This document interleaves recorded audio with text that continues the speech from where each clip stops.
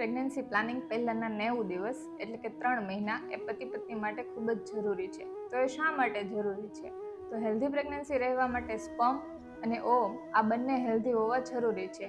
જો sperm count ઓછા હશે અથવા તો એની મોટિલિટી ઓછી હશે અને ઓવમની ક્વોલિટી ઓછી હશે તો પ્રેગ્નન્સી રહેવામાં સમય લાગી શકે છે અથવા તો પ્રેગ્નન્સી રહ્યા પછી મિસકેરેજના ચાન્સીસ વધી શકે છે. જો આવું ન થાય એના માટે પતિ પત્નીએ પ્રેગ્નન્સી પહેલાં આટલી વાતનું ખાસ ધ્યાન રાખવું જોઈએ. સૌ પ્રથમ તો લાઇફસ્ટાઇલ ચેન્જીસ કરો, એટલે કે આહાર અને જીવનશૈલીમાં બદલાવ લાવો. કોઈપણ પ્રકારનું વ્યસન જેમ કે ડ્રિંકિંગ કરતા હોય, સ્મોકિંગ કરતા હોય અથવા તો પાન માવા કે વગેરે ખાતા હોય તો એમને અવોઇડ કરો. ચા અને કોફીની આદત હોય તો એમને ટાળો. સવારે વહેલા જાગીને થોડો ટાઈમ યોગ અને પ્રાણાયામ કરો તેમજ હળવી કસરત કરો. પતિ પત્ની વચ્ચે ઇમોશનલ બોન્ડિંગ બનાવવા માટે દરરોજ કપલ એક્ટિવિટી કરો. આ એક્ટિવિટી જાણવા માટે અમારા પેજને ફોલો કરો અથવા તો અમારો કોન્ટેક્ટ કરો.